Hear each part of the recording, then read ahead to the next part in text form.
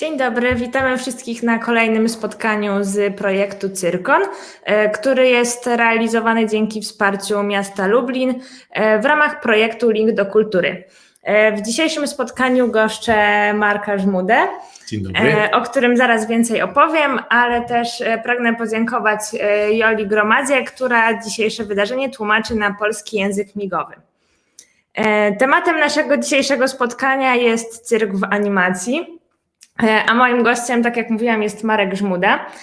Nie wyobrażałam sobie, żeby Marek nie zagościł na spotkaniach cyrkowych, ponieważ jest osobą instytucją, moim zdaniem legendą za życia. Szczególnie jeżeli chodzi o Lublin i o środowisko cyrkowe w Polsce, bo Marek działa w Fundacji Sztukmistrze, jest animatorem prowadzącym warsztaty cyrkowe, również artystą cyrkowym. Coś jeszcze, Marku, byś chciał o sobie powiedzieć? Myślę, że ja bym chciał jeszcze dużo rzeczy o sobie powiedzieć, zwłaszcza, że jestem artystą, któremu pandemia zabrała cały sezon pracy i jak widzę mikrofon, no to muszę teraz nadrabiać, aczkolwiek na początek ja może powiem, że tutaj bardzo dużo miłych słów padło na mój temat, ale myślę, że jeszcze osoba, instytucja to jeszcze mi trochę brakuje, jakby tam może taka malutka, taka malutka instytucyjka, taki bardziej kiosk ruchu, ale nie cała gazeta, prawda? Myślę, że to już jest dobry początek. No tak, jakiś tak. A dla mnie jesteś też w pewien sposób wyjątkową osobą, ponieważ jak trafiłam do Fundacji Sztukmistrze i byłam na pierwszych warsztatach z Akademii Sztukmistrzów, to pierwszą osobą, którą poznałam, był właśnie Marek. I zostałaś na tych warsztatach pomimo wszystko? I zostałam na tych warsztatach. Marek tak naprawdę powiedział mi, jak to wszystko działa.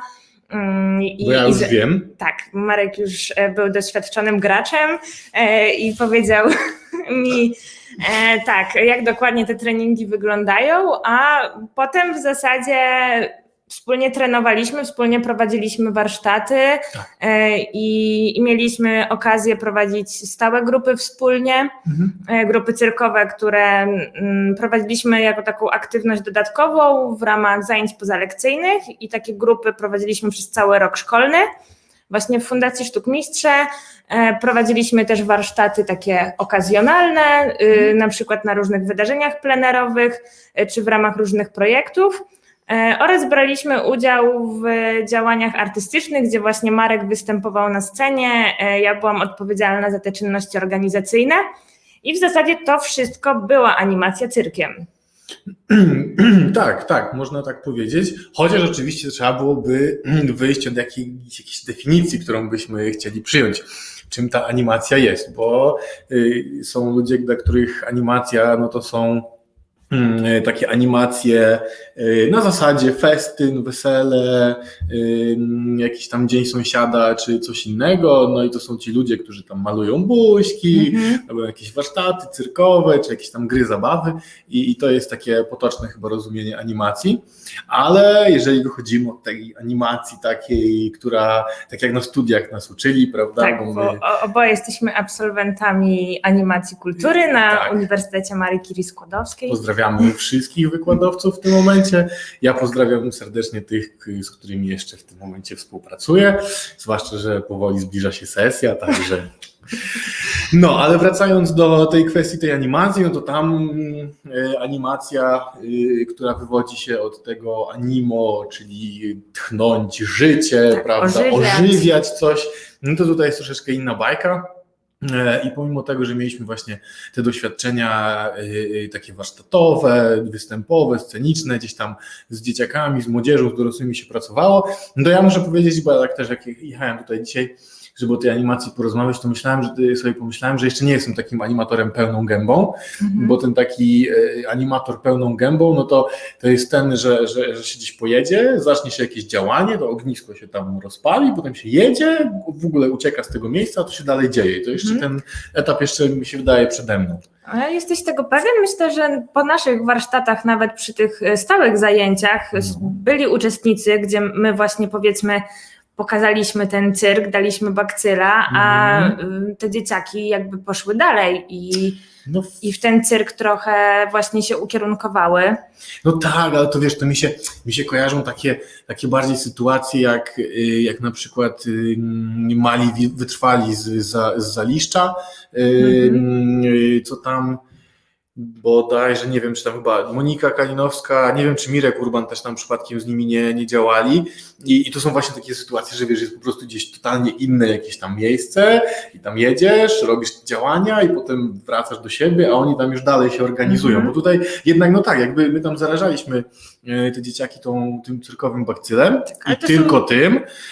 Ale to są jednostki. Ale to są jednostki, ale one później też gdzieś tam na przykład w innych grupach funkcjonowały, czy na przykład włączały się do wolontariatu w Fundacji Sztukmistrze, ale w dalszym ciągu to było w obrębie na przykład tej samej organizacji, nie? A właśnie ta prawdziwa misja animacyjna, to jak jesteś w ogóle, idziesz gdzieś totalnie w nowe miejsce i tam mówisz, o, to jest fajne, oni potem robią, o super, to my sobie teraz zrobimy z tego całą organizację i w ogóle, nie?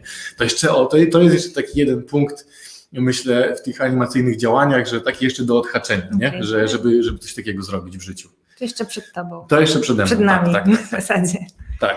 Okay, ale też ja przynajmniej nie neguję tych działań właśnie typowo festynowych. One są też specyficzne, powiedzmy, ale też są ważne, bo często na zajęcia właśnie takie stałe trafiają osoby, które właśnie mówią, że na jakimś pikniku miejskim na przykład próbowały na warsztatach coś robić, albo widziały jakiś występ właśnie na jakimś takim większym, masowym wydarzeniu i dzięki temu też same chcą spróbować. No tak, to oczywiście, to ja się zgodzę, bo to można też, wydaje mi się, tą animację sobie, ja wiem, jak oni pomyśleć w takiej skali mikro i makro, no bo w tej takiej dużej skali, no to animatorzy kultury, którzy pracują czy to w instytucjach, czy są po prostu sami są takimi osobami, instytucjami, no to oni gdzieś tam pracują też często w jakichś trudnych środowiskach, nie? Gdzieś w jakichś tam grupach, które są odizolowane społecznie, kulturowo, językowo, w jakichś tam grupach zmarginalizowanych generalnie.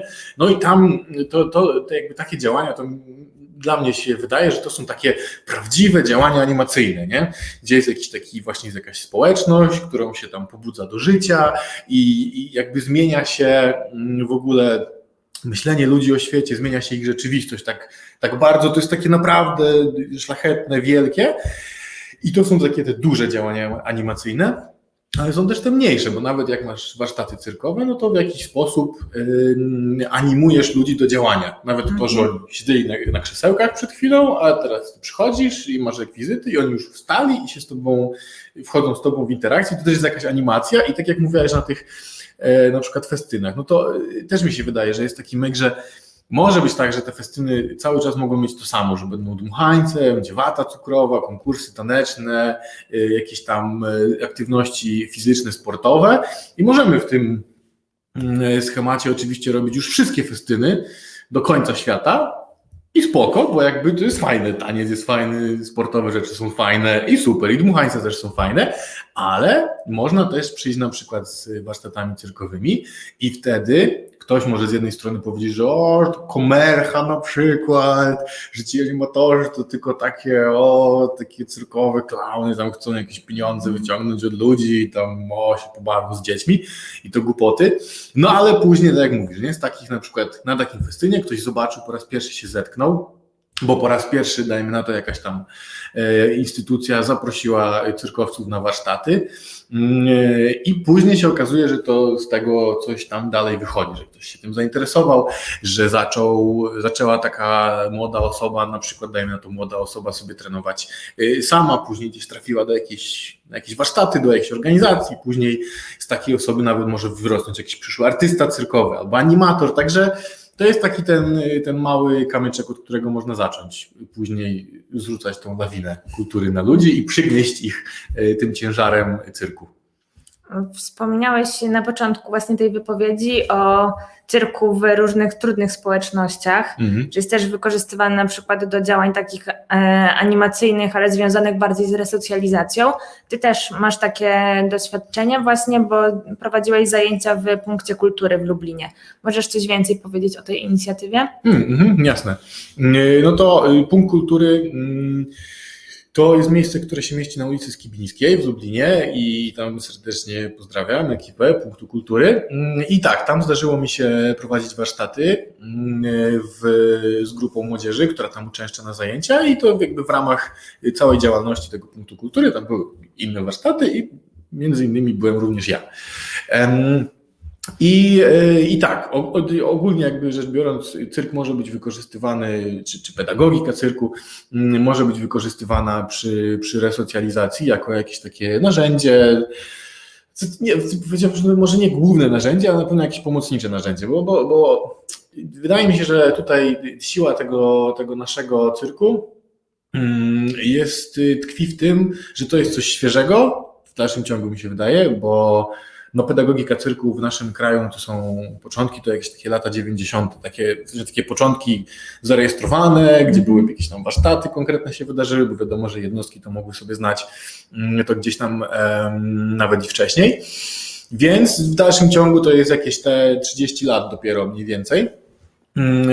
Przy czym w większości nie ma jakichś takich organizacji, które powstały na przykład w 90. latach i do tej pory działają jakoś tam cyrkowo, przynajmniej nie przychodzą mi takie do głowy. A Klanza? Klanza jest na pewno dużo starsza, tak, tylko że w Klanzie znowu cyrk był tylko modułem. No tak, nie? To ale był... dalej jest tym elementem. Tak, jest. I jak najbardziej, zresztą te spotkania gdzieś tam pierwsze z tą pedagogiką cyrku, no to też tam Klanza maczała paluszki w tym, także dziękujemy bardzo, że te paluszki żeście zamoczyli. I ten cyrk może być wykorzystywany, wracając z tej dygresji do tematu, jako właśnie narzędzie pomocnicze w pracy z na przykład trudną młodzieżą, czy z jakąkolwiek formą działań w społeczności gdzieś tam na marginesie żyjącej. I w tym Punkcie Kultury na przykład właśnie miałem okazję te zajęcia prowadzić i znowu te moje doświadczenia, one nie są jakieś takie super wielkie, duże i bogate, tak jak na przykład Dziewczyn z Dużonego Stoku, zresztą chyba w niedzielę będziesz z nimi rozmawiała. No to ja myślę, że tam dziewczyny mogą dużo więcej na ten temat powiedzieć, bo one pracują po prostu w ośrodku resocjalizacyjnym i tam mają swoją grupę cyrkową, tam tego cyrku używają, więc one mają takie to są takie prawdziwe doświadczenia, nie? Ja po prostu miałem tę przyjemność prowadzić takie warsztaty właśnie w tej tak zwanej gorszej części miasta, bo to się tak potocznie mówi, chociaż nie ma lepszej, gorszej części miasta, są po prostu takie, a nie inne.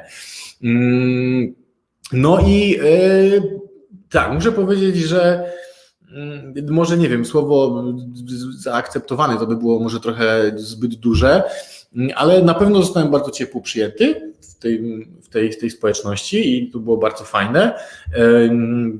W sensie takim, że nie wiem, jak przyjechałem tam swoim samochodem, to nie musiałem na przykład lawety, prawda, zamawiać, żeby wyjechać, jakby wszystko było spoko i nie trzeba się bać, że nie można pójść na Skibińską, bo tam zaraz nie wyjdziemy stamtąd.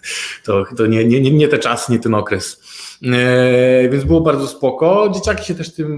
Młodzież się zainteresowała warsztatami, aczkolwiek muszę przyznać, że trzeba było od razu w pewien sposób zmodyfikować myślenie moje o tych warsztatach, bo jednak po pierwsze kwestia tego, że i to nie tylko tutaj w Punkcie Kultury, ale ogólnie jak też na przykład rozmawiam z innymi ludźmi, którzy prowadzą warsztaty i też prowadzą warsztaty właśnie gdzieś tam z tą trudną tak zwaną młodzieżą, to problemy, które się pojawiają bardzo często, to jest to, że na przykład grupy się zmieniają, nie są stałe, co też jest związane często z tym, że nie wiem, na przykład na takich warsztatach są jakieś takie systemy powprowadzane, czy takie zasady, że jeżeli ktoś, nie wiem, coś zrobi, nie halo, zrobi jakąś krzywą jazdę, no to wtedy na jakiś czas na przykład, czy na jedne zajęcia, czy na 2 ma na przykład zakaz wstępu jako pewna forma konsekwencji swoich zachowań. Ale to są zasady miejsca, w którym prowadzisz zajęcia, a nie twoje. Tak. To są zasady po prostu tak. Na przykład tak jak to tam gdzieś tam funkcjonuje, dajmy na to w punkcie kultury, czy w innych jakichś tam miejscach.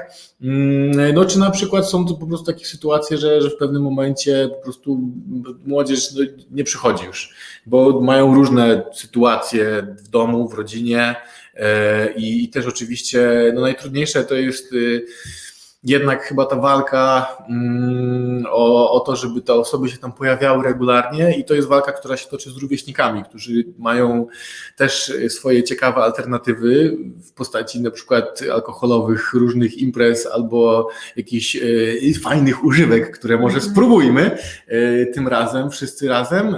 Jakby po co będziesz tam iść na te zajęcia, skoro możemy tutaj się super zabawić. No i no niestety tak jest, no czasem się przegrywa z tym i nie udaje się gdzieś tam zatrzymać takiej osoby, ale jeżeli się to uda zrobić, te osoby wracają i uczestniczą w tych zajęciach, no to jest naprawdę bardzo, bardzo satysfakcjonująca chwila. Też takie momenty, gdzie no nie wiem na ile, no dobra, okej, może nie jest jakieś takie nie wiadomo jakie, bo dobra, jak są te zajęcia na przykład w punkcie kultury, nie? No i miałem jakieś tam jedne, pierwsze, drugie, trzecie zajęcia, no i jak na przykład one się już skończyły, no to pakowałem sprzęt, no i tam przeliczałem sobie ile czego jest, no i na przykład zdarzyło się tak, że no nie mogłem się doliczyć tam, nie wiem, 2 czy 3 piłeczek, nie? I sobie myślę, no bywa, może gdzieś wpadło pod jakąś szafę czy coś tam. No dobra, nie będę już tego, nie chcę mi się tego szukać, może się znajdzie.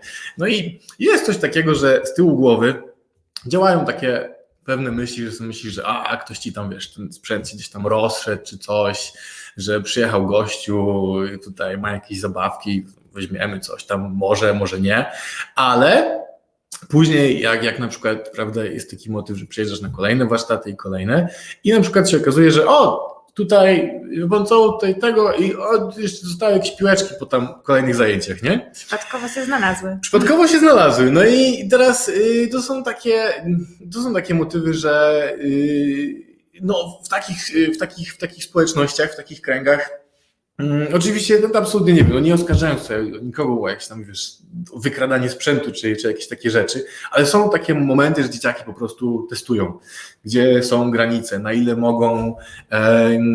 mogą sobie pozwolić, wciskają po prostu twoje guziki i sprawdzają, jaka będzie reakcja. No i znowu jest opcja, że no nie wiem, pojechać, zrobić warsztaty i na przykład sprawdzasz, że nie ma 3 piłeczek. No i teraz zaczynasz wojnę o to, że i na przykład wiesz, mówisz, ukradliście piłki, bo jesteście przecież, tutaj mieszkacie w tej dzielnicy i w tej dzielnicy ludzie są znani z tego, że są po prostu źli i niedobrzy, nie? No jak się okaże, że one faktycznie są pod szafą, no to już jesteś jakby skreślony, nie? Już możesz nie wracać, bo przyjeżdżasz na warsztaty i od razu, wiesz, zaczynasz ludzi oskarżać o to, że na przykład są strasznymi złodziejami, jakby wchodzisz ze stereotypami, z tym wszystkim, co na przykład cała reszta miasta myśli o tych osobach i dokładnie jesteś po prostu ucieleśnieniem tego wszystkiego, no to wtedy już jakby nara. I nawet jeżeli by się stało tak, że ktoś dla beki zahachmęcił coś tam, ale później wracasz na te zajęcia, no i okazuje się, że tam musiało się coś zadziać. Albo ktoś sobie pomyślał, że dobra, gościu nie jest taki zły, no to Jezu, po co mi te 3 piłeczki, nie? No, już tam podrzucę je z powrotem do szafy czy coś. Albo może była opcja, że to jest w ogóle coś, co takie mechanizmy, które na przykład mogą zadziałać, że nie wiem, tam jeden do drugiego powie, ej, słuchaj, bo widziałem, że po tych zajęciach to tam w twoje kieszenie były troszkę pełniejsze, nie? Więc słuchaj, ten ziomek się wydaje taki całkiem spoko, także kurde, oddaj to, bo jak nie, to wiesz, to inaczej porozmawiamy, nie?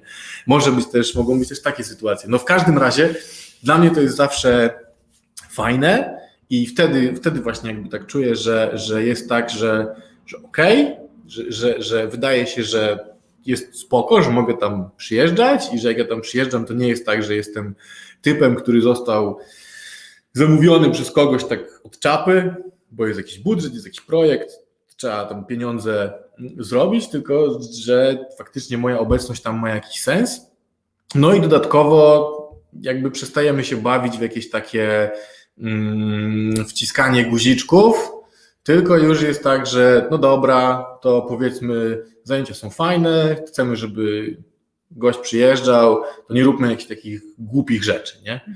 No, ale oczywiście wracając, idąc dalej, no to też są takie zajęcia, gdzie trzeba się spodziewać różnych rzeczy, bo powiedzmy na zajęciach, nawet nie wiem, takie, które prowadziliśmy w Centrum Spotkania Kultur, gdzie były jakieś tam warsztaty, przychodziły dzieciaki, rodzice płacili za te warsztaty, nie? I była sytuacja, że tutaj mamy Centrum Spotkania Kultur, mamy tą młodzież, która nie jest gdzieś tam z tego tak zwanego marginesu, chociaż strasznie brzmi, ale no, jest taki podział, no już, dobra. I tam na przykład na takich warsztatach, tych takich zwykłych, powiedzmy, można się spodziewać tego, że ktoś będzie się denerwował, frustrował, bo mu coś nie wychodzi, może, nie wiem, rzuci jakąś maczugą w ziemię, czy nie wiem, jak to są mniejsze dzieci, to mogą się rozpłakać, mogą się tam poprzepychać, pokłócić o jakiś sprzęt, bo nie ten kolor i takie rzeczy. Ale na przykład nie spodziewasz się tego, że w trakcie zajęć ktoś na przykład kogoś kopnie. I to nie tak przypadkowo, tylko po prostu z racji tego, że to jest moja piłeczka, a ty mi ją wziąłeś, to ja teraz po prostu sprzedam ci kopa, że się odbijesz od ściany. No i tutaj właśnie jest ten moment, kiedy no, takie sytuacje się potrafią zadziać. I czasem takich sytuacji jest więcej, czasem mniej, co też jest w pewien sposób zrozumiałe, no bo jeżeli żyjesz w takiej, a nie innej społeczności, gdzie agresja, nie wiem, rodziców wobec siebie, rodziców wobec dzieci, rówieśników wobec rówieśników, po prostu tam rzeczy związane z już, nie wiem, zaczynając od tego, że po prostu takie nawet małe kajtki jarają szlugi i przeklinają po prostu jak szewce, no a kończąc na tym, że po prostu tam, no okej, no w takich społecznościach się nie ma co czarować, dochodzi dużo częściej do jakichś tam bujek i czasami to się skończy po prostu tym, że ktoś sobie da po razie, a czasami idą jakieś tam, nie wiem, noże w akcję czy coś i bywa różnie po prostu, nie? No i nie ma się co za bardzo dziwić, że w ten sposób dzieciaki wyładowują swoją agresję i frustrację i to jest coś takiego normalnego. No i teraz jest opcja, zdarzy się taka sytuacja i można na przykład zareagować w sposób, to wypadł, jakby nie macie już na zajęciach, tylko że to wtedy do niczego za bardzo nie prowadzi, no bo jeżeli usuwamy taką osobę z tych zajęć, no to gdzie ona pójdzie? Jak ona nie będzie teraz tutaj, w tym na przykład punkcie kultury przez te 2 tam czy 3 godziny w ciągu tego dnia, no to przecież pójdzie tam zaraz do drugiej bramy, a w drugiej bramie już wszyscy od 2 godzin mają imprezę, nie?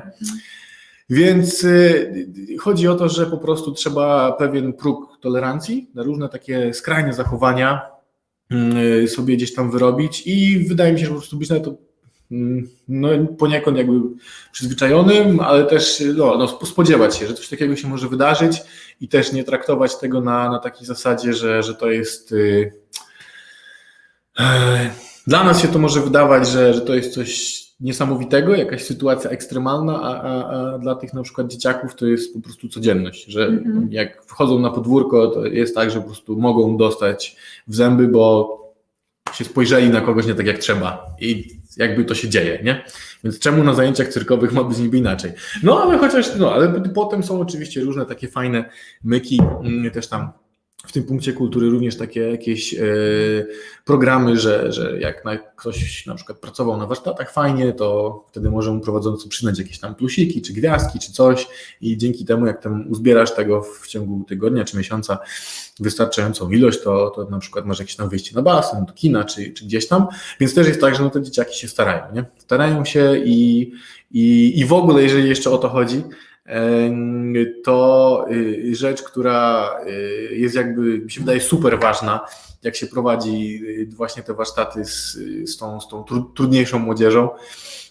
Już trzymajmy się tej nomenklatury. Ale widzę, że ci jest trudno. No jest, bo to jest takie, wiesz, jak się mówi, to zresztą też na animacji dużo o tym rozmawialiśmy, no bo jeżeli podzielimy sobie od razu społeczeństwo na lepsze i gorsze, mamy zwykłych ludzi, czyli takich, gdzie mamy, nie wiem, mamy małżeństwo, które ma dzieci, rodzice mają pracę, dzieci chodzą do szkoły i mówimy, że to są normalni ludzie. Tylko że, no nie wiem, no, w takim normalnym domu też może być tak, że przychodzi mama do domu i ten ojciec ją weźmie kablem od żelazka, będzie ją przeciągał po plecach. No i tylko jakby to, że oni żyją w nowym bloku i mają pracę, dostają pieniądze, płacą podatki, są takim pełnoprawnym, zwykłym członkiem społeczeństwa, obywatelem takim spoko i na zewnątrz to wygląda spoko, to nie znaczy, że tam nie ma sytuacji jakichś patologicznych w rodzinie, bo mogą być i przemoc i psychiczna, i fizyczna, i te pieniądze mogą być równie dobrze defraudowane, nie wiem, w kasynie,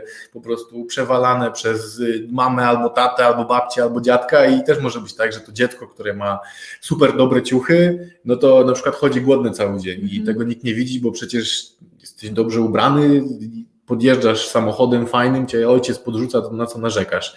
I jest też tak, że na przykład ludzie, którzy trafiają na jakieś takie, no właśnie, w ogóle nie wiem, cała ta po prostu opcja z takimi całymi osiedlami, gdzie ludzie na przykład trafiają, bo na przykład, nie wiem, zalegali z czynszem, zostali eksmitowani, bum, nie wiem, stracili jakieś tam środki do życia z różnych powodów, może to jakiś alkohol, może narkotyki, albo nie mogli znaleźć roboty, rozsypała się jakaś tam firma no i musieli się przenieść na przykład na osiedle, to tak zwane socjalne, nie, budownictwo.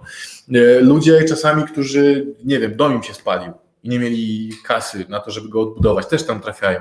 I to jest taka jakaś dziwna polityka, że tworzyć takie getta, takie osiedla socjalne, tak jak na przykład, no nie wiem, no u nas w Lublinie, dajmy na to, jest tam koło Majdanka, jak to jest Grygowa na przykład, nie? I tam jest bardzo dużo takich ludzi i tam jakby, no i znowu, i teraz tak, jak powiemy, że to jest gorsza część miasta, to już ludzie mają w głowie takie, że to tam są chlejusy, narkomani, w ogóle margines totalny jakiś społeczny, nie? I tak, czasem jakby tak, tam są też takie osoby, są problemy alkoholowe, narkotykowe i w ogóle, ale czasem jest tak, że tam trafiają ludzie właśnie, spaliła im się chałupa, tam dostali mieszkanie od miasta, no i teraz jak oni wchodzą w to środowisko, to czasami bywa tak, że to byli ci normalni ludzie, nie? Ale oni zaczynają się obracać w tym kręgu, i się staczają, jak to się mówi, nie? Ale gdyby zrobić to w drugą stronę i nie robić osiedli takich totalnych socjalnych, tylko porozbijać jakby ludzi po innych częściach miasta i wprowadzić, ulokować ich w te miejsca, gdzie po prostu ludzie sobie funkcjonują normalnie, mają robotę i tak dalej, no to wtedy oni mogą się podciągnąć, bo zostaną wyciągnięci z tych sytuacji jakichś tam patologicznych. No w każdym razie dlatego to jest trudne, jak się mówi o trudnej młodzieży, o gorszych tam, wiesz, warsztatach i tak dalej, nie? Bo no, tak jak mówię, no są takie sytuacje, że w tych trudnych dzielnicach masz fantastyczną młodzież, która chce działać, bo dla nich to jest coś nowego, jest jakaś szansa, żeby się odbić od tego życia, coś innego spróbować, może znaleźć w tym szansę na zarobkowanie. To też dziewczyny z Urzędnego Stoku tam mają fantastyczny przykład tej swojej działalności. No a są po prostu sytuacje, gdzie przychodzą te dzieciaki tam, jakichś bananowych rodziców na warsztaty i ty im tam mówisz, no to słuchajcie, to się rozgrzewamy, bierzemy piłeczkę, i tu jest zero, nie ma kontaktu wtedy, nie? Także to, no. Trochę odeszliśmy od tematu Troszeczkę, głównego. delikatnie tylko, delikatnie. Więc chciałabym powrócić do niego, zadając ci pytanie, co jest takiego w cyrku, że ma on potencjał animacyjny? Bo rozmawialiśmy kiedyś właśnie, że to nie są tylko warsztaty, ale też pokazy i też wszelkie działania, gdzie właśnie ten cyrk jest narzędziem, które ma bardzo duży potencjał. No wydaje mi się, że tutaj odpowiedź jest, wydaje mi się prosta, bo chodzi o to, że to jest, cyrk jest dla każdego i tam jest tak dużo różnych rekwizytów, dużo różnych możliwości w ogóle wykorzystania nawet tego samego rekwizytu, że tam każdy po prostu znajdzie coś dla siebie. Jeżeli nie piłeczki, to maczugi, to diabolo, to flowerstick, to akrobatyka, to taśmy, to kula, to szarfy. Jeżeli żonglerka, to niekoniecznie piłeczki, a może obręcze, a może maczugi, a może ogniowe, może w ogóle ogień, może ogień mroczny, może ogień artystyczny, może ogień zabawny. Po prostu jest tak dużo tych rzeczy, to można robić na sportowo, na artystycznie, na matematycznie, więc też osoby, które mają, to jest też fajne, że jak masz osoby, które na przykład są bardziej techniczno-matematyczne, no to jest cała gałąź żonglerki, która opiera się na wzorach matematycznych, wyliczaniu różnych rzeczy, zapisywaniu tego w ciągach jakichś tam liczbowych, szukania jakichś tam patternów i super. Jest w ogóle mnóstwo rzeczy, jeżeli chodzi o tą działkę artystyczną, jeżeli chodzi o występy w ogóle. Proszę bardzo, po prostu do wyboru, do koloru, wszelkie formy występów, różne stylizacje, i na smutno, na wesoło, jak chcesz po prostu możesz żonglować, czy robić te pokazy, a jak chcesz żonglować tylko i wyłącznie dla siebie, do szuflady, albo chcesz robić akrobatykę, nie po to, żeby później pracować, nie wiem, w Cirque du Soleil, tylko żeby po prostu się, nie wiem, czuć lepiej, zadbać o swoje zdrowie, o swoją fizyczność, no to spoko, to możesz to robić, to po prostu traktujesz to tak samo jak siłownię, jak zumbę, czy coś takiego, tylko że to jest akurat akrobatyka i możesz to wykorzystać na scenie, ale totalnie nie musisz, nie? Więc mi się wydaje, że to jest to. I też oczywiście można to robić na każdym poziomie zaawansowania, więc nieważne, czy żonglujesz jedną piłką do końca swojego życia, czy będziesz żonglować 30 tam talerzykami. To by było ciekawe. Odcinek jest wyzwaniem dla Ciebie, 30 talerzyków. Ale w każdym razie każdy może to zrobić niezależnie od wieku, niezależnie od płci, od swojego stanu fizycznego i psychicznego, bo też cyrk nadaje się zarówno dla super wysportowanych atletów, co by tam zjedli 1000 kotletów, ale cyrk nadaje się też dla osób niepełnosprawnych, dla osób, które mają, nie wiem, jakieś różne problemy zdrowotne. Jeżeli tylko człowiek chce, to może zrobić cokolwiek, nawet nie wiem, zabawa jakąś jedną chusteczką. Możemy mieć osobę, która jest na przykład na wózku, nie wiem, sparaliżowana z jakimś upośledzeniem umysłowym w różnym stopniu, ale wziąć tą jedną chusteczkę, pobawić się z tą osobą i tak jakby, no i na chwilę ten świat się staje troszeczkę bardziej wesoły, kolorowy także każdy może to spróbować, dlatego to jest takie fajne, że tu nieważne kim jesteś, możesz zrobić coś i też jest fajne to, że jak zrobisz to coś, to w większości przypadków możesz nauczyć się na przykład jednego jakiegoś triku i on jest już od razu taki wow, taki, że możesz od razu zobaczyć efekt tego, co robisz. I chociażby to, nie wiem, to będzie to przerzucenie piłki z ręki do ręki, ale masz od razu takie, że umiem to, zrobiłem, nowa rzecz, którą się nauczyłem, nie?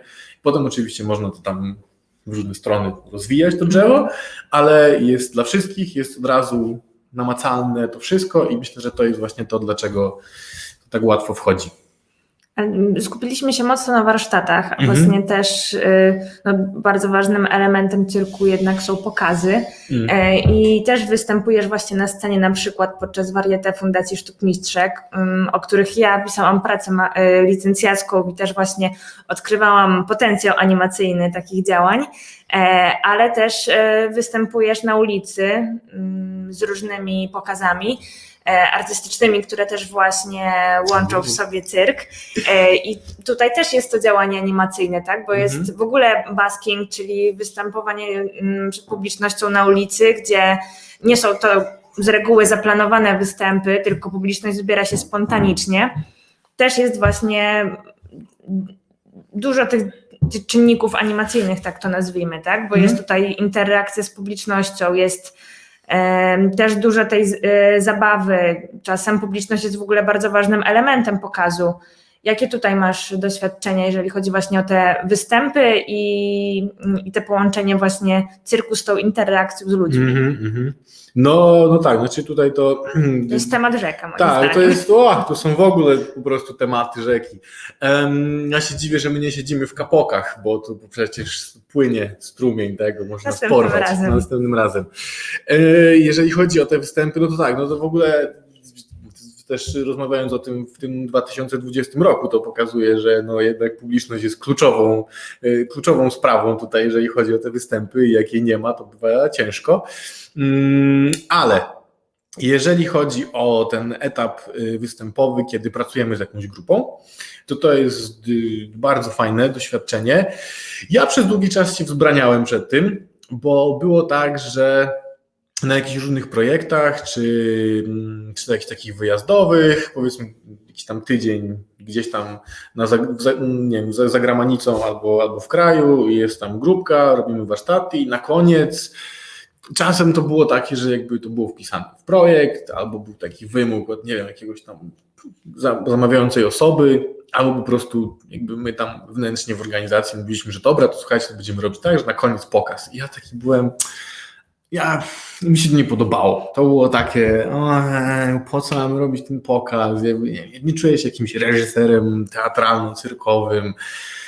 Ci ludzie tam czegoś się nauczyli, a to jest takie, ojeju, jak ja mam to teraz skleić do kupy, jeszcze myśleć o tym wszystkim, to już tydzień robię te warsztaty, a teraz jeszcze muszę myśleć o tym pokazie, i po co to wszystko? I ci ludzie też tak, jak się im mówi na początku już, bo to już lepiej powiedzieć na początku, że będzie pokaz, ja nie lubię, ja nie chcę, się boję, nie będę występować.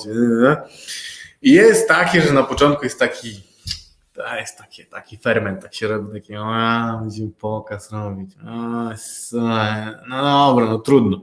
Ale później, im bliżej do tego pokazu, to nagle się okazuje, że tak na przykład, nie wiem, ktoś tam bardziej zaczyna pracować nad sobą, bo z tyłu głowy ma to, że gdzieś się musiał pokazać. Czasami to nie jest oczywiście tak, że nie wiem, robimy pokaz i zapraszamy tutaj cały Lublin na to, żeby zobaczyć, jak grupa siedmiolatków nauczyła się kręcić na talerzykach, nie? Tylko to są na przykład znajomi, rodzina, inne osoby, które brały udział w warsztatach, ale czasem oczywiście też jest tak, że po prostu jest to pokaz taki bardzo uchu, nie?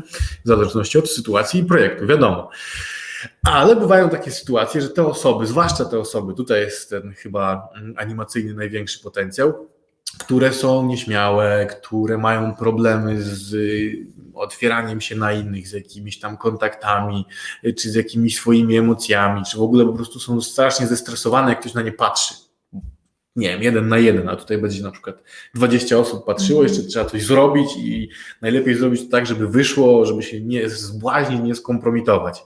No i takie osoby od razu są jakby mówią nie, ja nie wystąpię, w ogóle nie ma mowy, a potem przychodzi pokaz i chociaż one do końca, do samego rozpoczęcia pokazu mówią, nie wystąpię. Był taki jeden chłopak na warsztatach, mówił, on nie wystąpi, po prostu nie wejdzie na scenę. Zaczął się pokaz i on w trakcie stwierdził, że on dołączy. Chociaż ćwiczyliśmy już jakby tam występ bez niego, nie? Ale on po prostu wziął jakieś tam chusteczki, czy piłeczki, czy co tam chciał i się wbił po prostu na scenę, dołączył i zrobił jakiś tam układ, zrobił jakiś pokaz. Super, nie? No i takie sytuacje to są takie fajne perełki, nie? Gdzie ludzie mobilizują się i ten występ na scenie działa jakoś tam na nich terapeutycznie mniej czy bardziej, mogą sobie zmierzyć się też w takim, jak to są właśnie zwłaszcza takie kameralne pokazy, to w takim bezpiecznym środowisku można się zmierzyć na przykład z tym, że muszę stanąć naprzeciwko innych ludzi i im coś pokazać. I często jak mamy ten pokaz, to jednym z takich ćwiczeń, które robimy jeszcze w czasie warsztatów, to jest w ogóle zaczynamy od tego, ja lubię od tego zaczynać, to nam pokazali kiedyś, wydaje mi się, że chyba Nils i Jule, tacy nasi znajomi, którzy nas tam szkolili w tych pokazach. Ćwiczenie jest super proste, że robimy sobie, że tu jest wejście na scenę, zejście ze sceny, że tam sobie zaznaczamy i trzeba po prostu wejść na scenę, dojść do środka, spojrzeć na publiczność, ukłonić się na przykład, albo zrobić nic, albo coś powiedzieć, albo zrobić jakiś trik, never mind, i zejść ze sceny. I to jest tyle, takie 3 elementy, nie? I żeby tylko pilnować tego, żeby dojść do środka, zejść. I były takie warsztaty, tam były i dzieciaki, i dorośli, jakaś taka mieszana grupa i dużo nawet też tych osób dorosłych zwłaszcza mówili, że to w ogóle było dla nich super doświadczenie, że oni na przykład się mocno stresują w takich publicznych sytuacjach, wystąpieniach i że tutaj w takim małym gronie to było w ogóle fajnie się z tym zmierzyć i dla nich taka sytuacja tego stania na tej publiczności, znaczy na tej scenie takiej na szybko zaimprowizowanej, to jest coś, co pozwoliło im gdzieś tam się zmierzyć z jakimś strachem. Więc jakby później sobie tam dalej to ćwiczyli, trenowali i tak dalej, no to tu można gdzieś tam dalej, prawda, z tym pracować. Więc to jest ten jeden aspekt, że jak się ma grupę, robi się ten pokaz, pomimo tego, że ja tego strasznie nie lubiłem, po czasie zrozumiałem, o co w tym chodzi tak naprawdę, że to nie musi być super show, że ono po prostu nie musi wyjść idealnie, że ważniejszy jest ten proces robienia tego wspólnego wymyślania. I też jest znowu opcja, że jeżeli ktoś naprawdę nie chce w ogóle tam pokazywać swoich umiejętności, nie chce robić, no to oczywiście są potrzebne osoby, które puszczą muzykę, może zapowiedzą coś do mikrofonu, które pomogą przy scenografii, przy kostiumach i tak dalej, więc znowu nie trzeba być na scenie w tym głównym świetle, ale można gdzieś dookoła tego pokazu też coś zrobić i czujesz się wtedy częścią tego zespołu, budujesz wspólną rzecz, nie jesteś... Nie wyklucza się takich osób, nie? I one wtedy w tym procesie tego pokazu działają. No, a jak są na przykład takie występy na ulicach, no to znowu tutaj ten aspekt animacyjny jest w tym, że tak jak mówiłaś, możemy wziąć kogoś z publiczności, wejść z tą osobą w jakąś interakcję. My w dalszym ciągu, myślę, to robimy to w taki grzeczny sposób, w porównaniu do tego, co niektórzy artyści cyrkowi robią na ulicy, bo To są, znaczy? no, tak jak na przykład są ci ekstremalni klauni, typu na przykład tam Greenman, czy ten Murmujo i Metrajete, którzy byli na karnawale sztuk mistrzów, gościli niejednokrotnie, no to nasze na przykład, kiedy mamy już jakiś tłum zebrany, to są ludzie, którzy przyszli na przykład celowo nas zobaczyć, bo widzieli na plakacie, albo po prostu szli sobie ulicą, to jest też fajnie, nie? Jak ktoś idzie ulicą, po prostu wyszedł sobie w sobotę na jakieś tam lody, czy kawę, czy spacer i trafia na ten cyrk. I to jest też w ogóle super, że Spontanicznie. tak, że totalnie przypadkowo te światy się zaczynają łączyć i ta osoba może po raz pierwszy widzi, może nie, może się tym zainteresuje. Tutaj się otwierają już w ogóle wszelkie możliwości, bo ta osoba przypadkowo, która wyszła na ten spacer i zobaczyła jakiś pokaz, na przykład Szafa Show, to później po 10 latach nagle to jest profesjonalny artysta cyrkowy, nie? Jakby może tak być. Jeszcze nie mamy takiej udokumentowanej historii, ale Jeszcze nie minęło 10 lat od premiery, więc poczekaj. jeszcze nie, ale niedługo. Już niedługo. 10 lat? No, bo myśmy chyba zrobili Szafę w 13 albo 14 roku, także to już niedługo.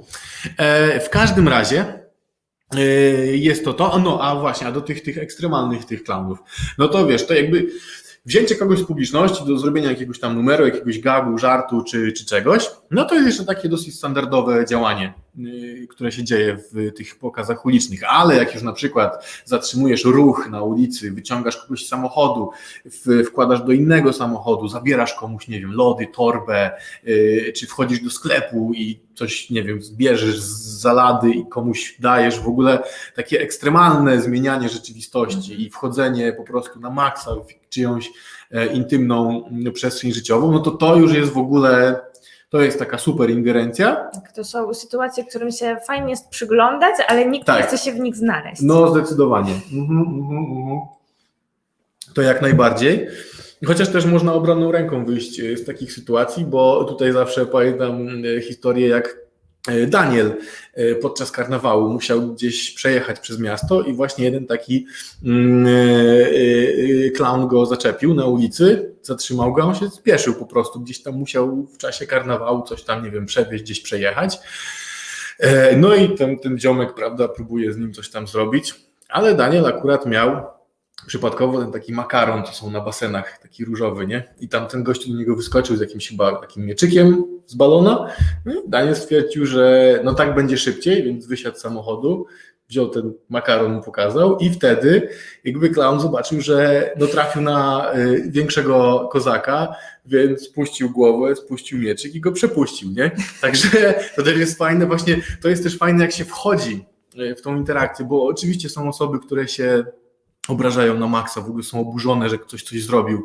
Pamiętam, jak była sytuacja, właśnie oglądałem takiego jednego klauna, to był chyba Greenman i chciał jakiemuś gościowi torbę, bo tam szedł gościu z torbą sportową, tą torbę chciał mu wziąć, no to tamten po prostu zaczął się z nim szarpać i tam prawie doszło do jakichś rękoczynów, nie? Bo gościu był strasznie na nie. No, ale jak się wejdzie w to też można z tego coś ciekawego później wycisnąć. Więc też oprócz, bo to jest jakby taka, powiedzmy, ta sfera, gdzie tak fizycznie wpływamy na publiczność, czy ich na przykład bierzemy, coś z nimi robimy, czy tam ci ludzie, którzy robią te super ekstremalne rzeczy z rzeczywistością dookoła ją w jakiś tam sposób sobie przekształcają, no ale też jest ta jakaś tam animacja, forma wpływania na ludzi, jeżeli chodzi o treść tego spektaklu czy show, który mamy. Wydaje mi się, że tutaj bardzo mocno działa to, że to się dzieje właśnie w przestrzeni na przykład miejskiej, jeżeli chodzi o te baskerskie występy i to jest fajne, że nie musisz tam tego oglądać. Jak podejdziesz i coś Cię nie interesuje, to możesz odejść, więc bardzo dużo tych artystów, którzy są już taki na scenie tej ulicznej długo, to oni też oczywiście tak mają to zbudowane, że jak wejdziesz, to już tutaj, żeby zostać, nie? Przyciągają tą Twoją uwagę.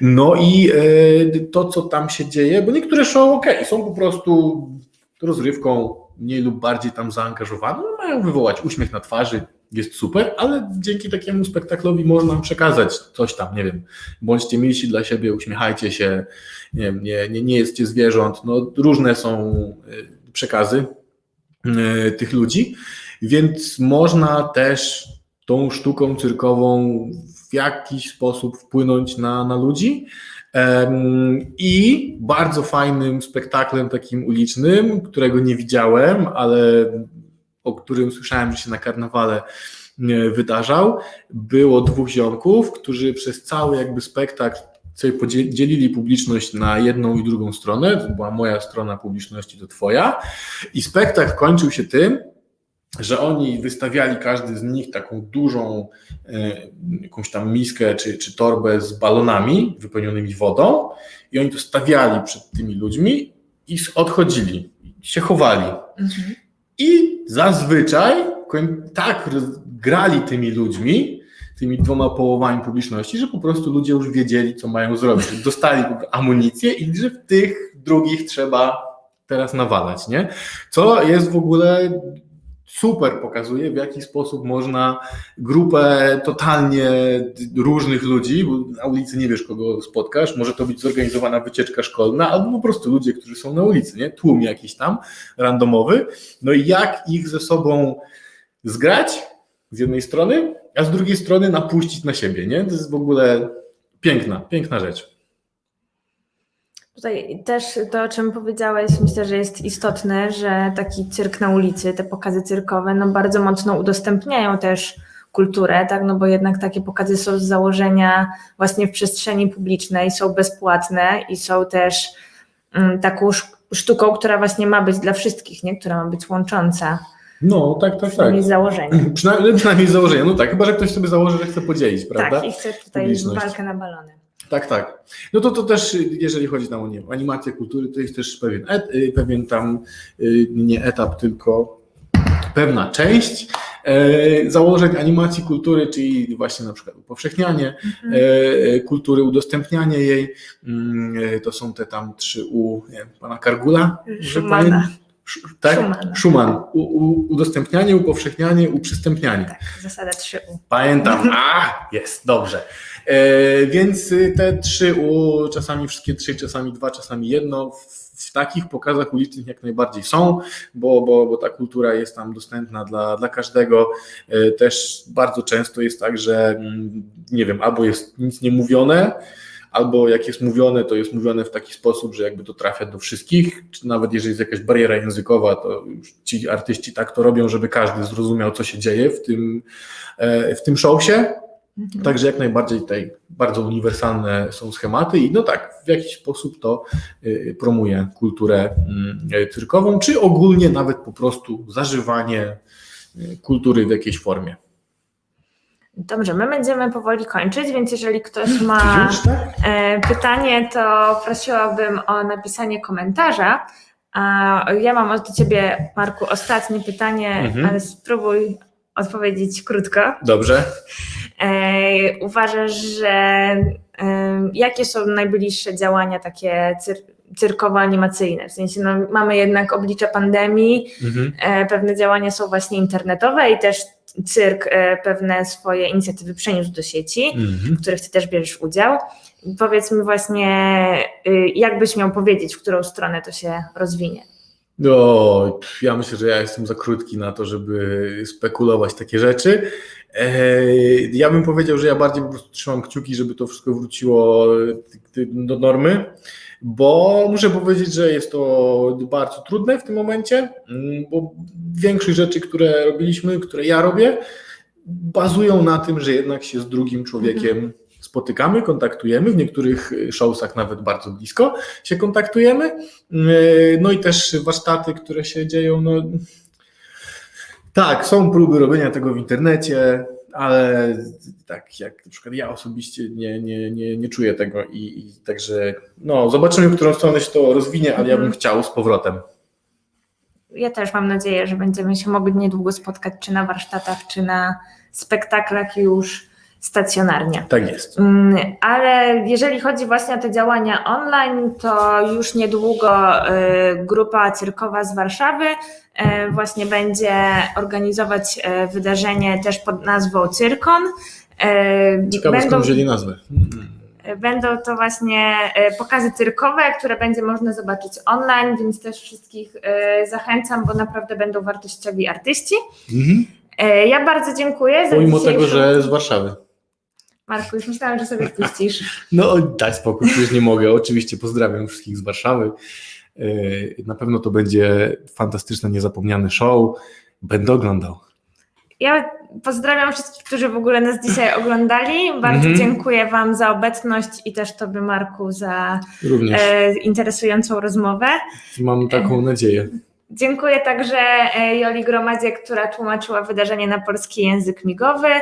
Przypomnę, że wydarzenie było realizowane w ramach projektu Link do Kultury dzięki miastu Lublin.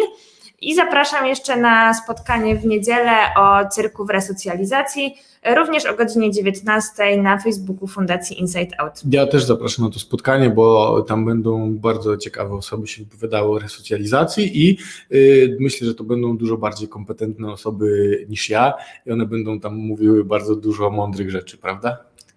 Prawda, ale nie bądź już taki skromny. O, troszeczkę. Życzymy miłego weekendu. Miłego weekendu, bądźcie zdrowi i pa. Pa.